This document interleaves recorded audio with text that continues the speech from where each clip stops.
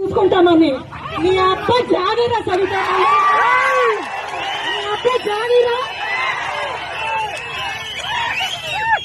నీకే స్వంత తల్లికే ద్రోహం చేసి సర్జరీ పెట్టి నీ నాన్న ఆస్తిని లాక్కొని ప్రయత్నం చేశావు. స్వంత తల్లికి అన్నం పెట్టలేదు, నువ్వు ఒక అన్నపూర్ణ క్యాంటీన్ పెడతావా? నువ్వు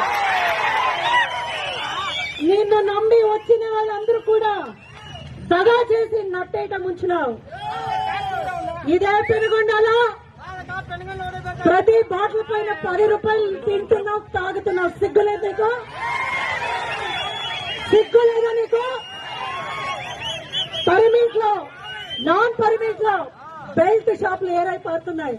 దీని గురించి మాట్లాడంటే జగన్మోహన్ రెడ్డి గారిని అంటావా నువ్వు? ఎవరు నువ్వు అనేకి? నీ అర్హత ఏమి?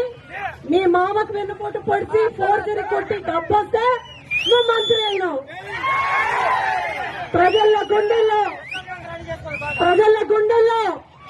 నిరంతరంగా సంక్షేమ సామ్రాట్ గా ఉన్నాడు జగన్మోహన్ రెడ్డి.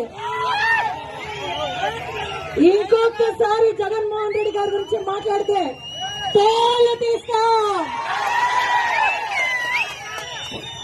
ఇది గుర్తు పెట్టుకోండి అని మీ అందరినీ కూడా చెప్తున్నాం. వైఎస్ఆర్సీపీ అంటే నీతి నిజాయితీ.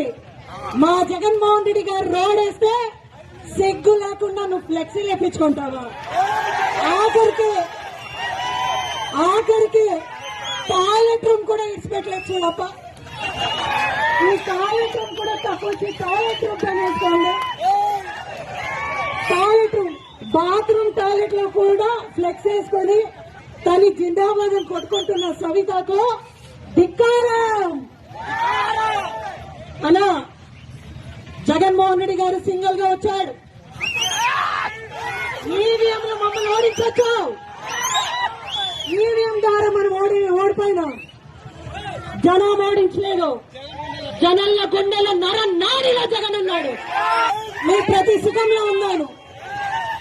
ఈ పెనుగొండలో మళ్ళా పెనుగొండ కోట పైన మళ్ళా డెఫినెట్ గా వైఎస్ఆర్సీపీ జెండా ఎగరేస్తుంది. చాలా మంది విలేకరు సహోదరులు, చాలా మంది విలేకరులు, ఆమెకి భయపడే విలేకరులు, నేను మాట్లాడింది చూపించండి, చూపించి అడగండి.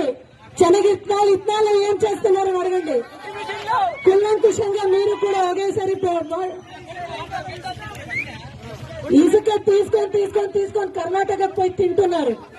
కడపకి టీడీపీ వాళ్ళు అన్నం తింటలేదు, ఇసుక తింటారు, మట్టి తింటారు.